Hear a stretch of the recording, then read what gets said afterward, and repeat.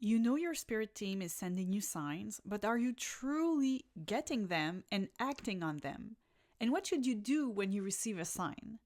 Today's episode is heavily centered on real life stories of what happens when you act on an intuitive hit and what happens when you don't act on an intuitive hit. You will see how spirit guides protect us and even save us sometimes. Welcome to Mystical and Practical, the podcast that demystifies the soul's journey, the spirit world, and spiritual practices. I'm Melly Guidance, a past life psychic, certified Akashic Records reader, and channeling coach. Here, we talk about spirit guides, the Akashic Records, reincarnation, and everything that connects the seen to the unseen, all with both feet firmly on the ground. Ready to decode the spirit world and connect with your inner magic? Let's jump right in. Hello. I hope that you are having a great summer so far. If you have been following me on socials, you have seen that we went to the cottage for a few days and we saw two baby groundhogs. For the first time, we were used to see like an old groundhog, didn't know if it was male or female. We think that groundhog might have passed away because now we saw a mama that isn't as big as the other groundhog we used to see, and she has two babies and they're super cute. And one of the babies was so close to me that I could have touched it, but I didn't want to get bitten or anything, but it was really cute. I also saw a stupid Canadian wolf bird. I saw a loon, reference to heated rivalry here, so I thought of Ilya Rozanov. I did yoga in front of the river, so there was a lot of connection to nature. We enjoyed it very much, and of course, back where I live, I have that connection to nature all around, and I can go swim in the lake whenever I want to because I live very close by. I can walk to the lake if I want to, but sometimes with the heat wave it's too much and we just take the car, but it's like a 10 minutes walk, maybe 15 max if we walk slowly. But I mean, we're really close. We are so blessed, so we're having a blast this summer. And today I am here for your summer entertainment. I'm here to talk about signs again, but I am going to piggyback on episode 17 where I talked about synchronicities.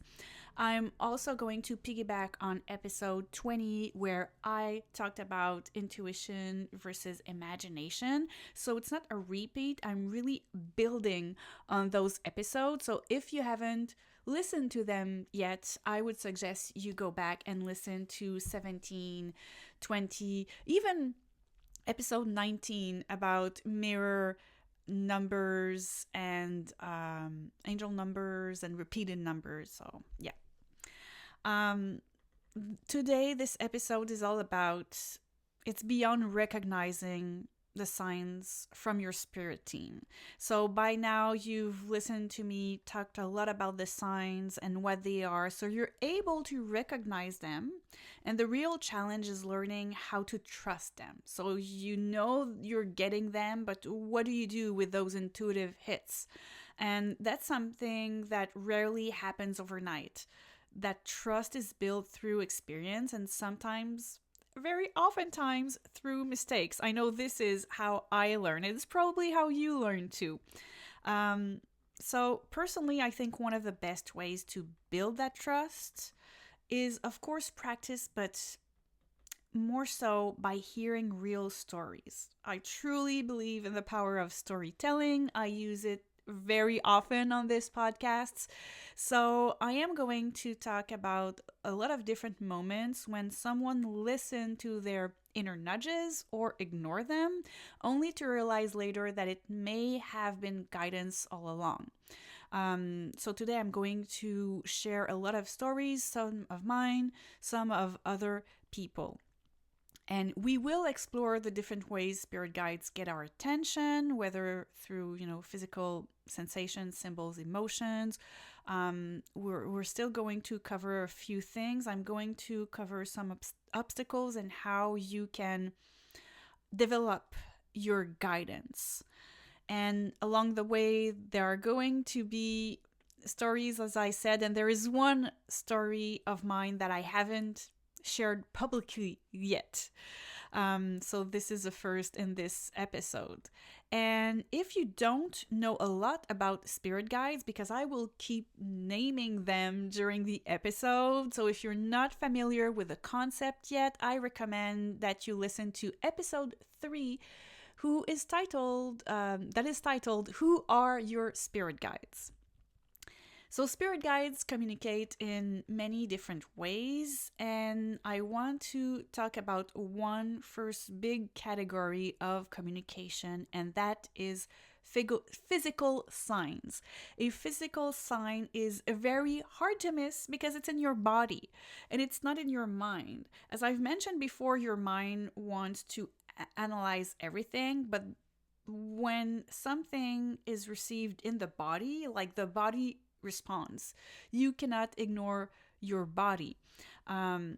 So you may feel something, and then seconds later, your logical mind tries to override the feeling. But a feeling is quite strong. For example, you may experience goosebumps or chills that appear kind of out of nowhere. It's not as if it's winter and it's cold, like you're getting chills for absolutely no reason. Or maybe you are feeling a warmth spreading through your chest area. Maybe it's a tingling in your hands during meditation, or a gentle pressure between your eyebrows or at the top of your head. Some people hear a soft ringing in one ear. Others briefly feel as though someone is standing beside them and supporting them.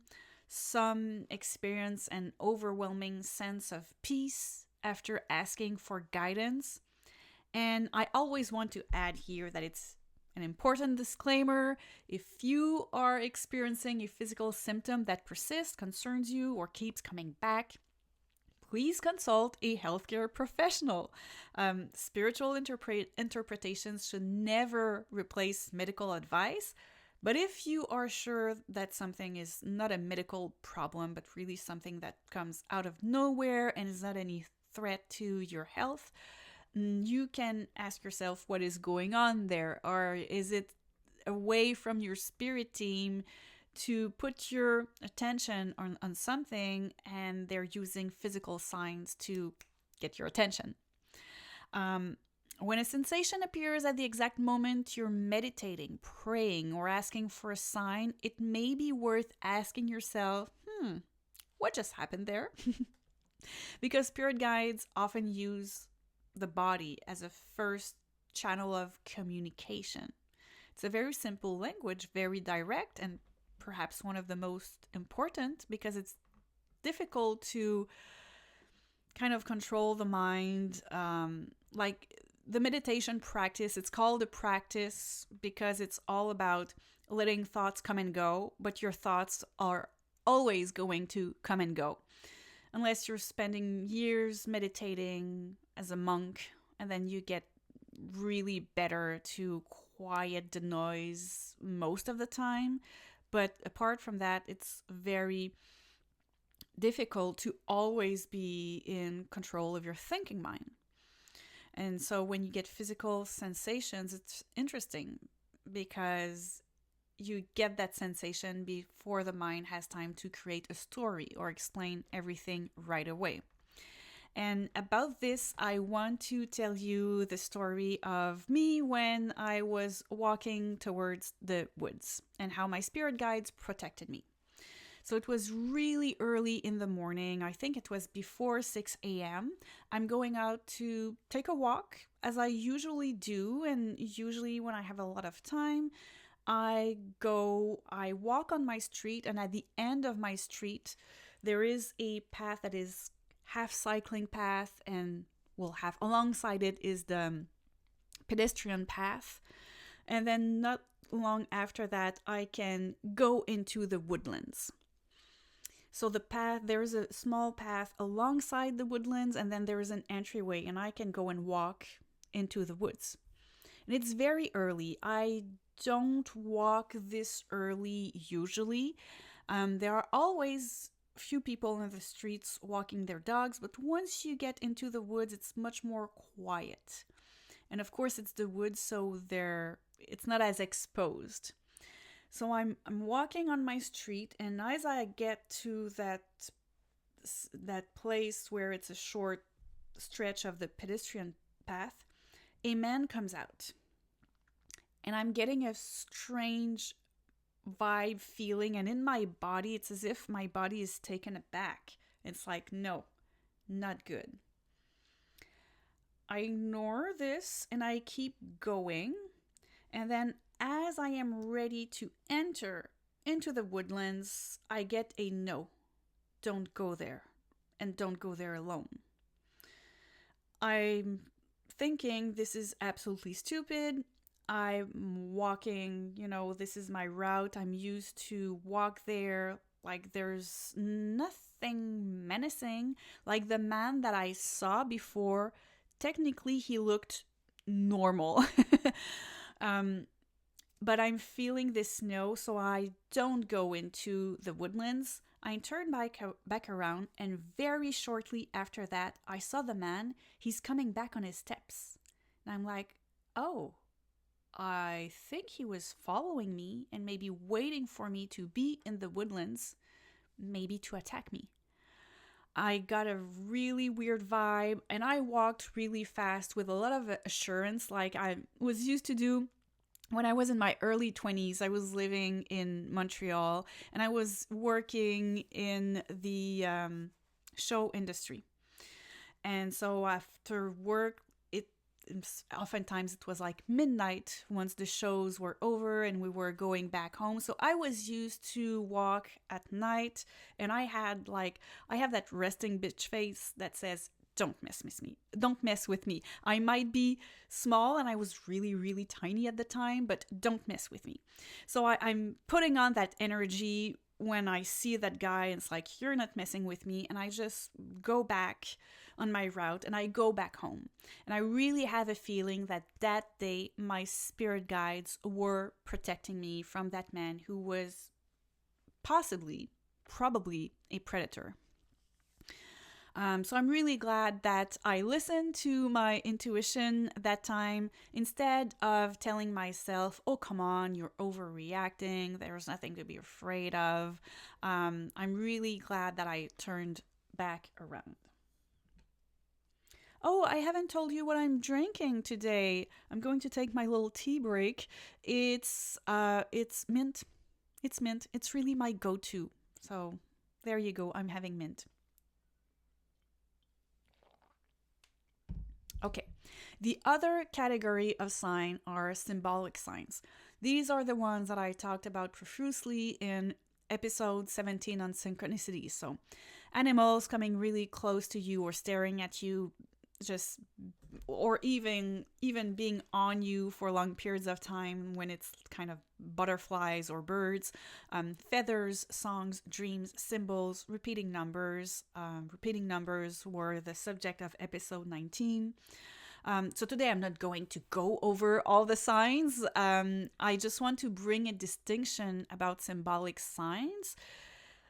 I want to say that spirit guides don't place magical objects on our path. More often than not, they simply draw our attention to something that's already there. And that subtle difference changes everything. And it's all about you seeing the sign, and the sign, it's amplified. It's highlighted all of a sudden, and you see it where you wouldn't have seen it before. That's because right now and then, it's an important message from your spirit team.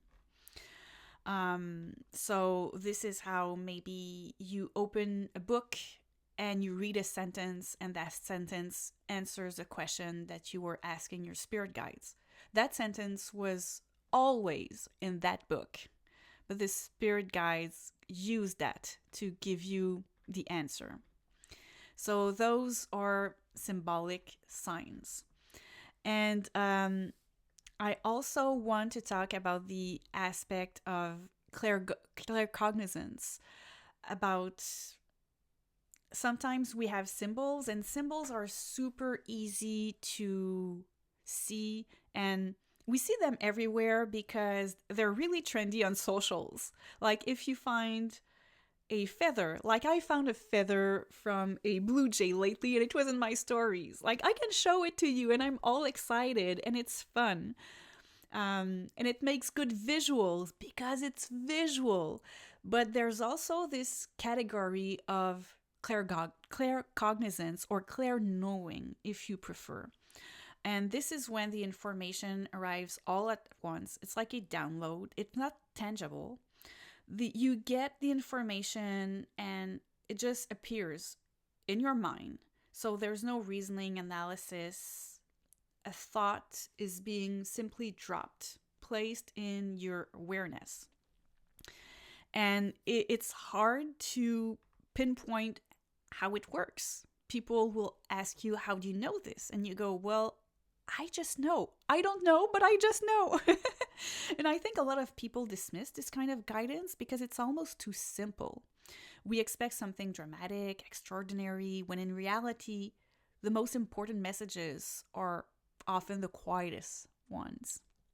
And I think that's exactly where so much guidance gets lost. Not because it wasn't clear, but because it was so simple that we didn't think it could possibly be meaningful. And this makes me think about 2 days ago, I did an Akashic reading for a client. And this was my second Akashic reading for that client. And she was asking how she can get better help with her health issues. And because it was my second reading with her, and after the first reading, she had discussed what's going on for her.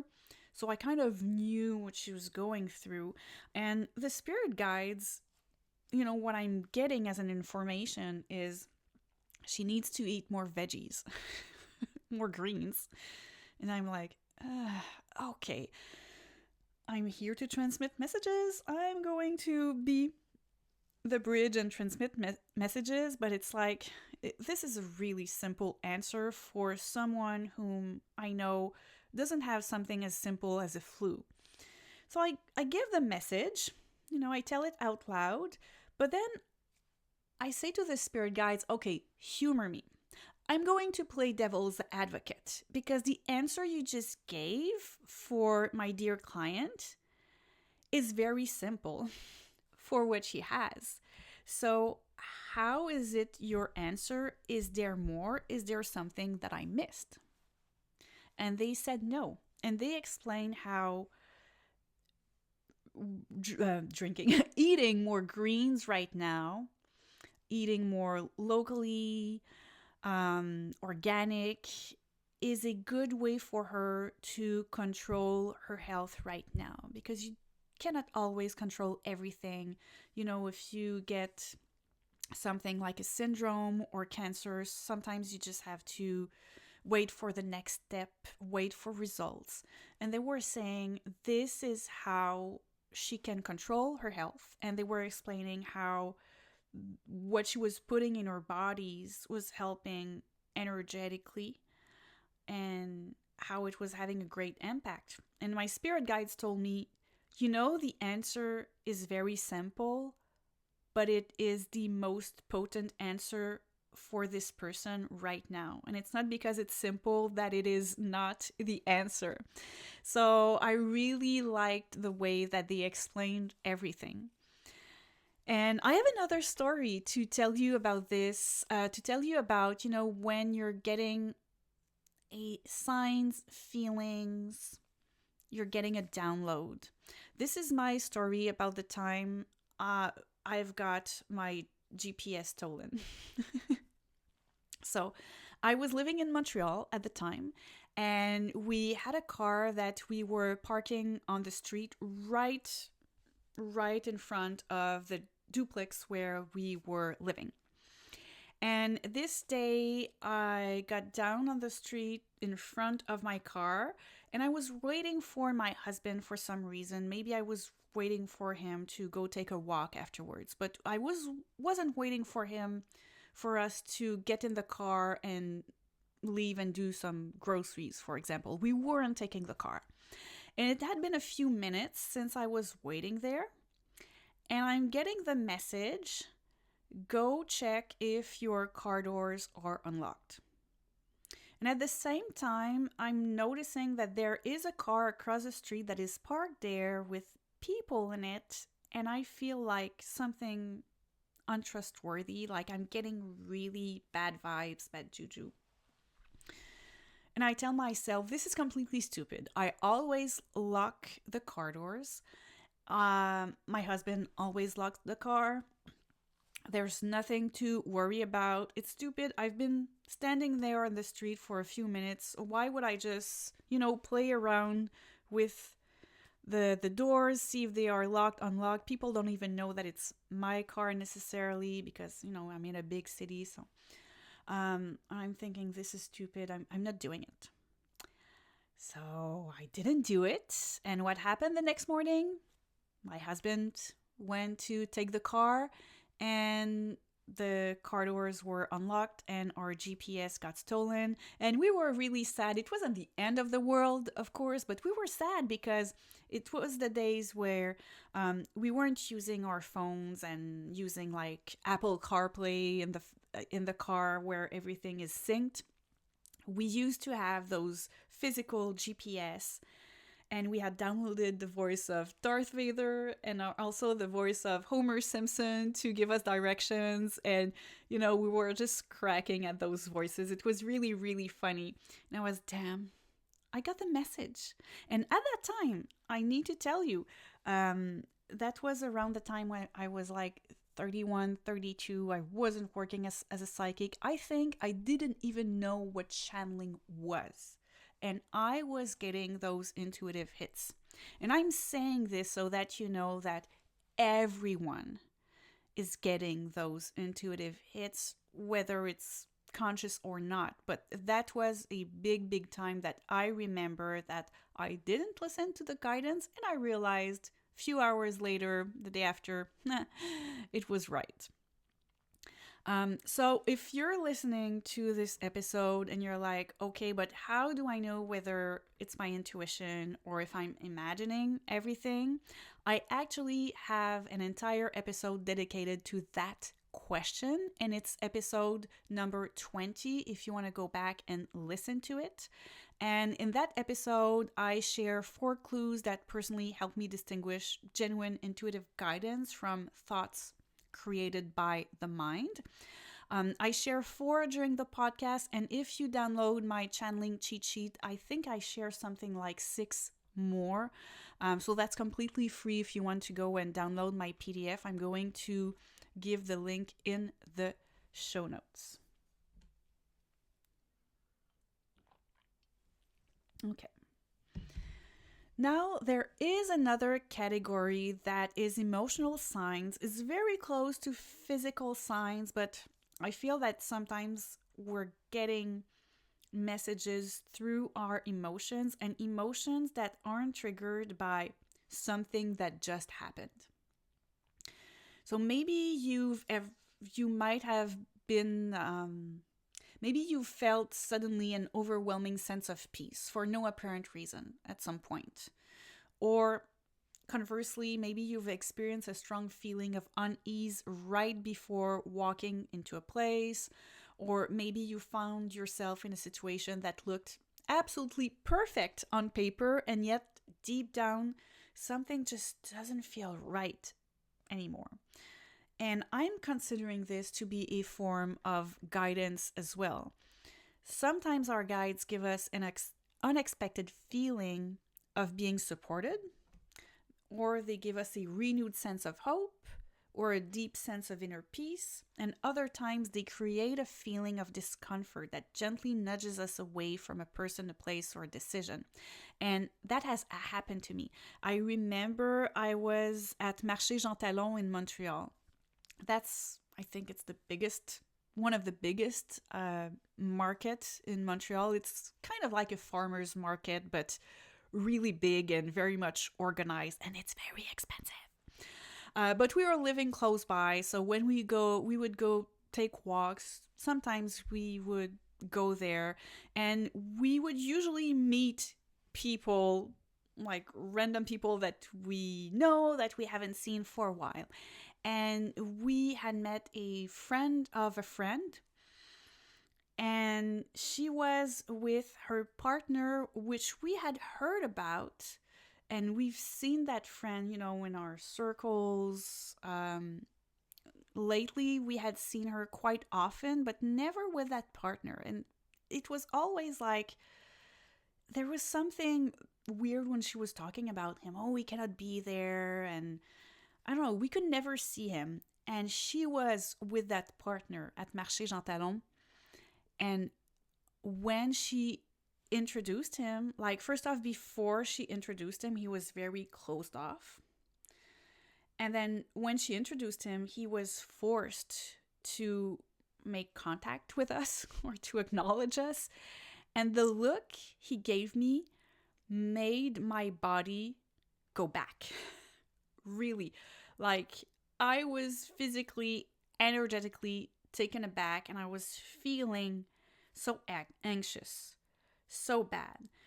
And I could tell this person was a bad person. And indeed, I learned afterwards that he was beating our friend. And then we never got in touch with that friend again, so I'm guessing that he managed to isolate her from the rest of the group. She was more a friend of a friend, so we don't really know, and that's how we never got involved. But it was really weird. So you kind of having that anxiousness that tells you, no, I am not interacting with that person. If I were able at the time to see aura colors, I'm sure I would have seen something very, very dark. So emotions are something that you need to check on. And that's a sign of guidance. It's a sign of protection. And I want to tell you another story of mine. It's a story where I almost didn't listen to the guidance. I've never told that story. And that story is when my husband went to an Oasis concert in Ontario, which meant like he had to, he could have come back after the concert, but I don't know how many hours. If it was Ottawa, maybe it was a 4-hour drive, and it would be much more than that for Toronto. So he was going to that concert. He booked a hotel room so that he could have some sleep before coming back to where we live. So we live in Quebec, and Ontario is one of the closest province. Well, it is the closest to where I live in Quebec. And that meant that night when he was in the hotel room, I was all alone at my home. Well, I was sleeping alone. I wasn't all alone. My daughter was there, and she's a teenager, so I wasn't all alone. And when I'm getting to bed, I am having this feeling of fear, and I am getting the message, go check if your door is unlocked. And I get a visual of the lock that is unlocked. And I'm thinking, this is just me. I'm uncomfortable with the fact that I'm being alone. For many years, I've been afraid of the dark, and that's because of a past life where I was attacked in the dark, and I know about this now, so I don't need to, be flipping about this and be super scared. So I'm thinking it's just me, and I'm reasoning myself. I go to sleep without checking on the door, and I am awoken during the middle of the night. Maybe it was 2 a.m. I am awoken with this sense of fear and this message, go check the door. And I'm getting the flash of the visual again. And now I am more used to follow my intuition. So I'm like, I am getting up, but still I think it's stupid, and I don't want to wake up my daughter because her room is right beside the entryway. And I'm going. I'm like, this is too big. It woke me up. I was deep asleep, and it woke me up. So it's important. Get to the door. It was unlocked. And I'm like, this is impossible. I always, first thing I do when my husband leaves, I lock the door. And I remember my daughter went outside for like a quick second to get something, maybe a package, I can't remember. And she always locks the door, but that time she had forgotten, and I had forgotten to check before going to sleep. Didn't check. I thought it wasn't logic to check because it's always locked, right? But it was unlocked. So anyone could have gotten into my home during the night. I was really like mortified when I saw that. And I'm so glad that I listened to that intuitive hit.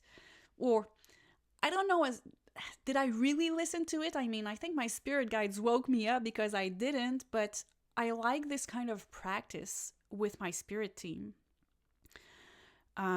On how I can be more confident in listening to intuitive hits. I'm someone who likes to be logical, even though that might sound really weird because I work as a past life psychic. I like to be logical, and sometimes it's hard to trust intuitive hits and trust to act on them and trust that you won't look stupid if you act on them, that you won't look woo-woo or crazy.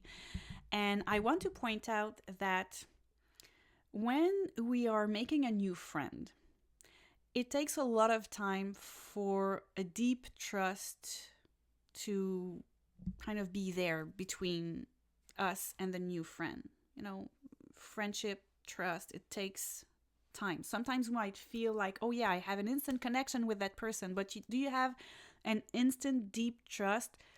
Not always. And it's the same thing with spirit guides.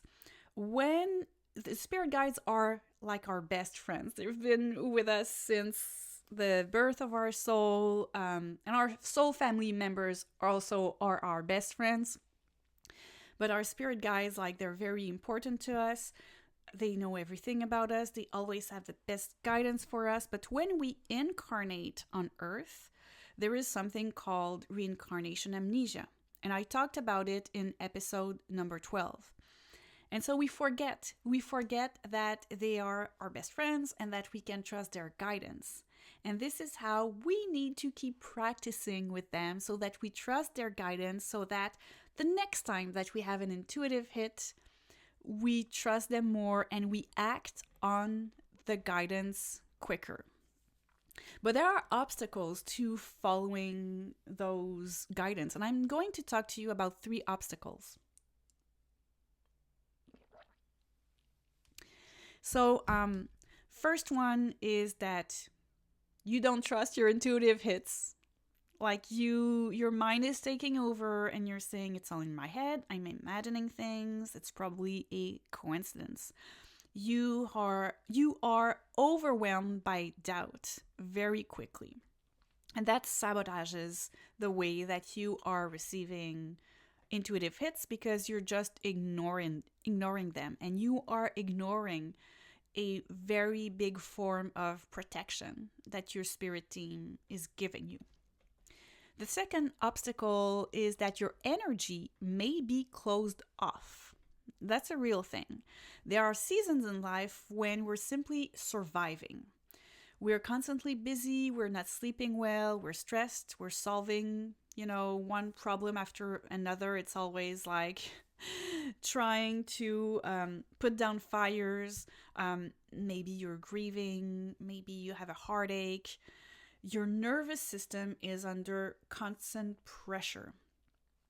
And during those times, it's not that our guides stop communicating, it's simply that our attention is completely focused on the outside world. And it's completely fine. Like if you're grieving, if you need to put out fire, that's what you need to do. But imagine trying to hear someone whisper to you while standing next to a rock concert or a metal concert. The person is talking next to you, so the voice is there, but the noise is so loud that it's drowning out its voice. And that often what happens with our minds, and that's what happens when our energy is more closed off because we are in survival mode. Sadly, ironically, this is when we really need the guidance from our spirit teams. And this is why it's so important to develop our intuition and our connection and our communication with our spirit team. Because when we have that good foundation with them, when we go through really hard times, our heart chakra may be a little bit closed off, but not entirely. And we have those tools like maybe it's meditation, yoga, walk in nature. We have those tools where we're able to go, okay, I'm going to put aside what I'm going through just for 3 minutes, 5 minutes. And it's going to help me. And if there's an intuitive hit that needs to come into my field, it's going to be able to come through during those very few minutes. After all, it only takes like a nanosecond to get a message. Like if you are claircognizant, and a lot of people are claircognizant and receive intuitive downloads, like it takes a nanosecond. As I say, it often happens to me while I brush my teeth or I get out of the shower. I'm getting a lot of answers, and it comes really quickly. And I think many people conclude that their guides don't talk to them at all, or that they don't talk to them anymore. But in reality, it may simply be because they're going through a season of life where it's much harder to hear the quiet inner voice. And there is also a third obstacle, and I've mentioned it before, but it's when we expect something to be much more dramatic, like when we expect something, a sign to be very dramatic. And I honestly think movies have done spirituality a disservice, although movies are very entertaining and I love them. But when we expect an apparition, a vision, or a loud, unmistakable voice, we miss the subtle signs.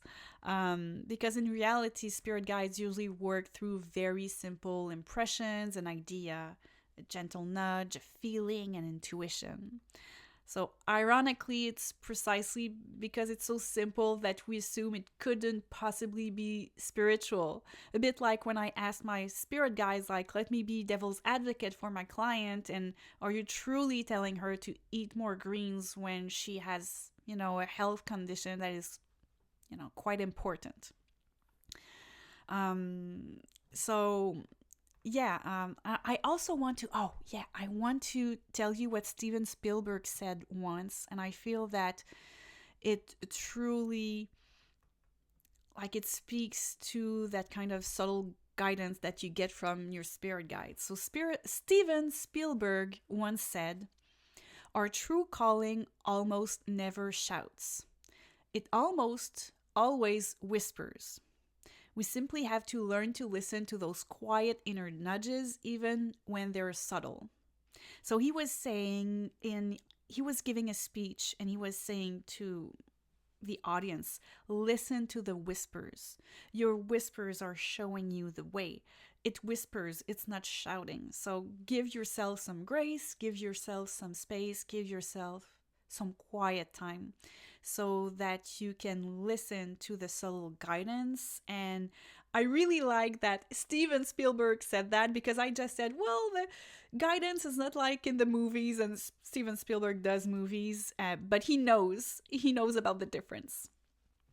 Okay, the next story I'm going to tell you is my friend Brittany Woods' story. So you might remember Brittany from the Tea with Intuitives podcast that we co-hosted, that is still available on all the podcast platforms and on YouTube if you want to go to listen to this. And on Tea with Intuitives, we would talk about different subjects around spirituality, and we would share our experiences. And Brittany told me about a story when at the time she was going through a period that was a bit financially tight. And one day she was driving, and on her drive she saw a Starbucks. And she suddenly received a very clear guidance, impression, intuitive hits. She heard and felt, pull in, go get yourself a coffee. But she was in a hurry and her day was already planned out, so she kept driving.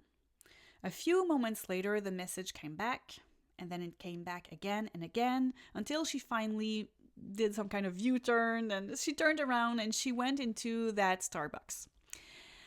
And notice something here. Her guides didn't explain why she needed to stop for coffee. They simply asked her to trust the next step. So she walked into the Starbucks, she ordered her drink, and while she was waiting, something caught her eye near the kind of, not the sugar station, but like the sugar bowl where you have the sugar packets. And hidden in the sugar packets was a rolled up $100 bill. She asked one of the employees if anyone had reported losing money, and they told her, like, no, no one had, and like, you can take the money like founders keepers. So for Brittany, it wasn't just a pleasant surprise, it was confirmation that her guides were looking after her during a time when she truly needed the help money-wise. So I really like that story, how she went back to the Starbucks, and once she saw the money, she was like, oh, this is why I needed to go back and stop there. I have another story for you. And this one is the story of the Medium's book lounge. Unfortunately, I cannot remember the name of the medium who shared it. I think I saw it like on YouTube or socials and I didn't save it. But he was telling that he was prepping for the launch of his new book. And his PR team had pulled off something remarkable. Entertainment Tonight had agreed to cover the event. Now, for an author, and I think for, any type of person, that is huge. So if you don't live in US and Canada, Entertainment Tonight or Entertainment Weekly, not really sure how they are called now, but it's really, really big. They cover everything, and the launches, the gossip, the movies, everything, like musicals, everything that's happening, they're covering it. Super big. But a few days before the book launch, this medium received a very clear message from a spirit team, and they just said Entertainment Tonight must not be there. He listened to that message. He insisted to his team, saying Entertainment Tonight cannot be there. Now, of course, his PR team was saying, no, this is a chance of a lifetime. You cannot cancel on them. Like, no one cancels on Entertainment Tonight. And he essentially told them, if Entertainment Tonight is there, I am not doing the launch. Can you imagine how frustrated his team must have been? I mean, I used to work in communications and marketing, and I was doing a bit of PR and working with PR reps as well. And I can only imagine, those people, PR reps, they work like crazy hours, stress and everything, and they pulled that off and they were so happy. They had worked incredibly hard for sure to secure that media coverage. From a logical standpoint, his request made absolutely no sense, and he wasn't able to give a logical reason why for. But he stayed true to his intuition.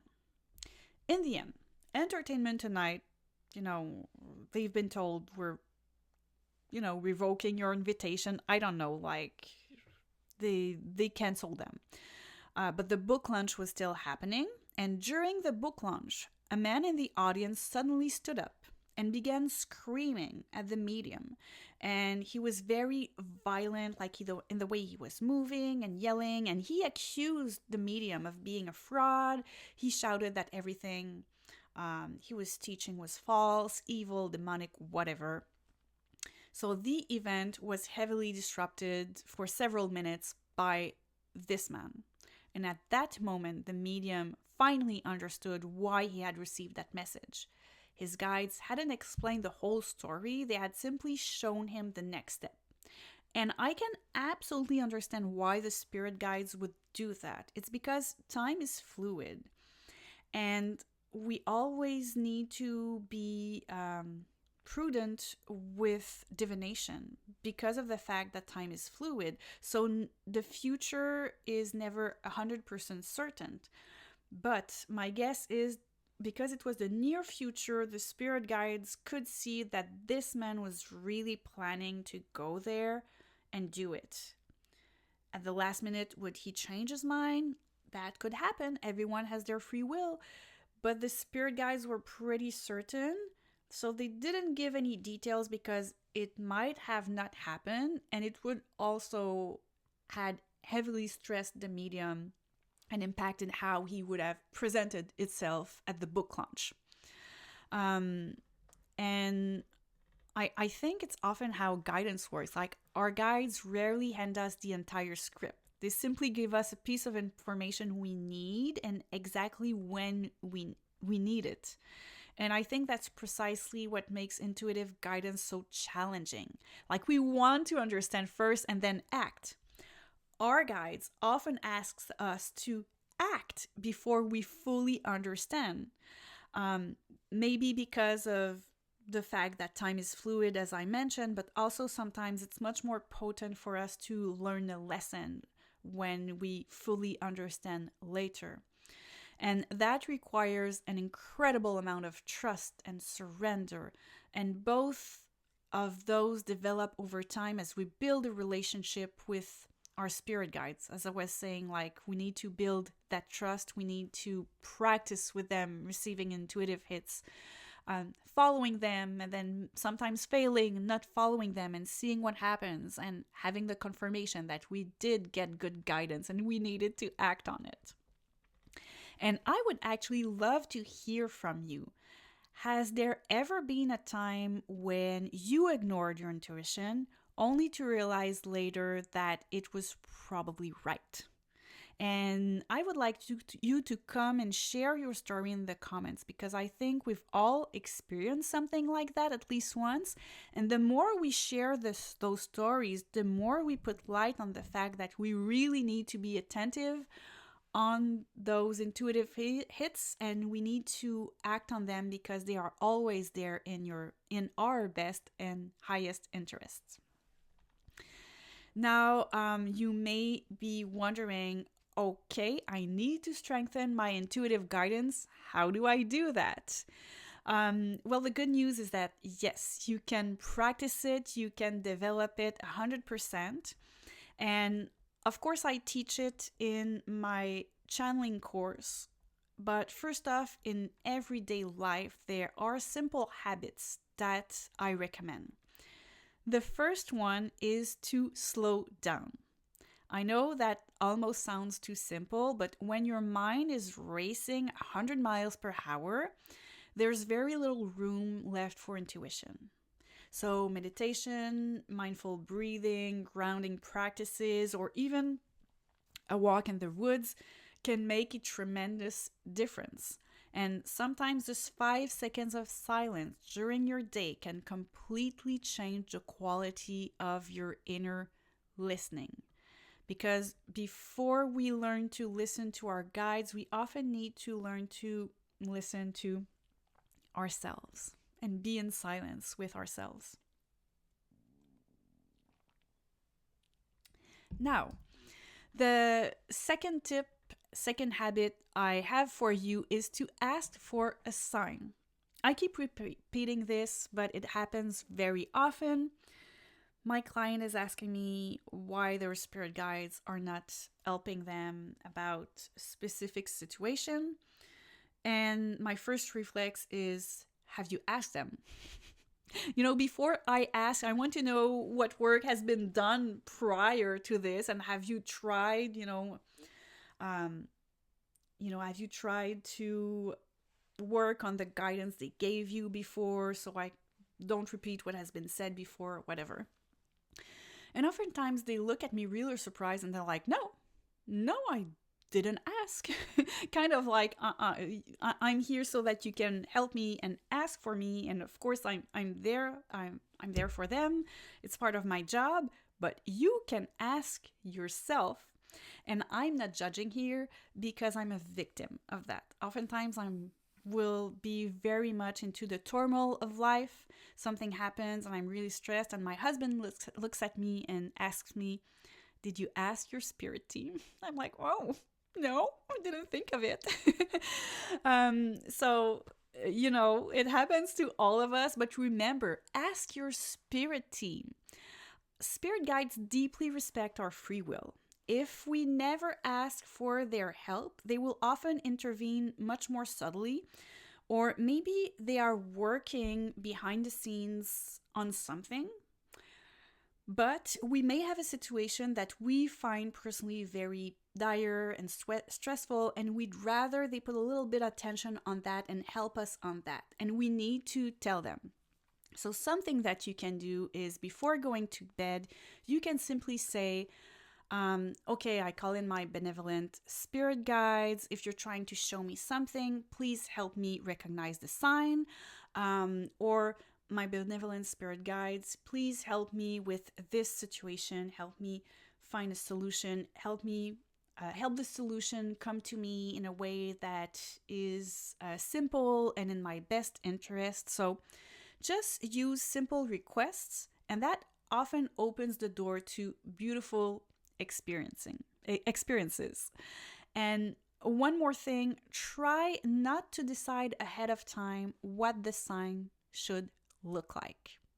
Leave room for surprise. Spirit guides are often far more creative than we think, or than things we can think about. So give yourself some space. Don't make assumptions. The third habit that I have for you is to keep a journal, because our memory is surprisingly selective. We forget our dreams, we forget our intuitive nudges with time, we forget synchronicities, and then a few weeks later, if we have a journal, we can go and read back through our notes and suddenly notice patterns that were completely invisible in the moment. And that happened to me when I was starting working with spirit at the very beginning. I would have experiences with spirits, I would have vivid dreams, and at some point I realized that every time I would have uncomfortable experiences with spirits in my house, it was during nights of a new moon. So you see, I found out the pattern because of this, and then I went like, oh, okay, I can protect myself more during the new moon and have some rituals to help me there. And that's often when trust begins to grow. It's not because we received one spectacular sign, but it's because we realized that there was already a consistent thread running through our experiences. We just hadn't noticed it before. And I want to give you another tip. It's to trust your first impression. Again, not blindly, but trust it enough to give it a chance before your logical mind takes over. So you don't have to make an irreversible decision. Sometimes you simply need to pause and check. And that's what I do now. I give my first impressions, feeling, hits a chance before I dismiss them. Okay, I want to tell you one last story. It's the story of a sign that changed everything and even saved the life of someone, in my opinion. This is the story of Matt Kenny. If this name sounds familiar, it's probably because he recently went viral on Instagram after people began comparing his life story to the series Heated Rivalry. So as a young hockey player, he kept the fact that he was gay a secret, not surprisingly, because, it's a sport where there's a lot of homophobia and toxic masculinity. So when he was younger, he was playing hockey, kept the fact that he was gay a secret, and he says he was in a hidden relationship with one of his teammates for about a year. That I don't have much more info about because he's actually writing a book about his experience. So this is Matt Kenny, who, years later, he's an adult now. He's out, and recently, I think in December, he watched Heated Rivalry, and like he was completely wrecked after watching this because it really hit close to home for him, and he decided to share his own story publicly. No, he didn't. He didn't choose to share it publicly. Stand corrected. He chose to share his story on his personal Instagram profile, the profile that is only for friends and family. But he made the mistake quote unquote, of sharing it on his public profile. Hit publish, turned off his phone, went to bed. Morning after was completely stressed, appalled that he shared it with the world, and he had tons of responses to that. And he quickly became an inspiration for many, many people. Now, Matt is a very athletic man, and he is a former hockey player, as I've mentioned. And during the pandemic, he was diagnosed with multiple sclerosis. Between the challenges of his health, his personal journey, and everything else that was going on, he was going through, it was the pandemic and everything, he entered one of the darkest periods of his life. It's a time when he struggled with suicidal thoughts. And there was 1 week where two things happened. He received a sign from his late grandmother, and I'm actually going to talk about this in one of my future episodes on signs from loved ones. But I just want to tell you that in the same week, two things happens. So he had received a message from his late grandmother. And then a few days later, he simply went for a walk. So he was walking and his eyes landed on a poster fixed to a lamppost, and it read, "One day you will tell the story of what you've overcome, and your story will be someone else's survival guide." Now, this is so powerful, I'm going to repeat it. One day you will tell the story of what you've overcome, and your story will become someone else's survival guide. Imagine reading those words at the exact moment you're questioning whether your life is worth living. Now today, Matt is doing exactly that. He openly shares his story, and every time he does, he helps other people navigate their own struggles. When I first heard of his story on a podcast, I remember thinking, our guides don't always show us the destination.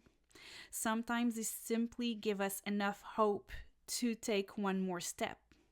And sometimes that one extra step changes everything. For Matt Kenny, 5 years later, those words almost feel like a prophecy that came true. Once again, it wasn't the sign itself that changed his life. It was the hope the sign gave him, the hope to keep going for one more day. And 5 years later, 6 years later, he's helping so many people. Like his spirit guides knew he had the potential to get there and to help a lot of people. Now, if there's just one thing I'd like you to take away from today's episode, it's that your spirit guides give you an incredible amount of free will. They don't make your decisions for you, they don't control your journey, but they are always there to give you a gentle nudge, to protect you whenever possible for them, to encourage you, or to help realign you when you drifted away from what's truly right for you. And I think the real turning point doesn't happen when we receive a sign. It happens when we decide whether or not we're going to pay attention to it and we're going to act on it. I sincerely hope this episode has helped you see intuitive guidance from a slightly different perspective. Maybe your guides aren't silent after all. Maybe their language is simply much subtler than you've been taught to expect. And if that's true, then every single day becomes an opportunity to listen just a little more closely to their guidance. If you like to explore more deeply today's topic, you can download my free channeling cheat sheet. You can also enroll in my channeling course, and I will link everything in the show notes. As always, thank you so much for being here. Thank you. Take care. Bye-bye. Thank you for listening to the Mystical and Practical podcast with Melly Guidance. If this episode spoke to you, please subscribe to the channel and leave some stars, a thumbs up, or a comment. It truly helps to share the podcast with other old souls seeking a deeper understanding of the spirit world. If you're interested in getting an Akashic Records reading, a tarot reading, or joining one of my online courses, you will find all the details at mellyguidance.com. This podcast was edited by plcm.ca and the original music was composed by record.bandcamp.com. Until next time, remember, we are all souls having a human experience and we can all be mystical and practical.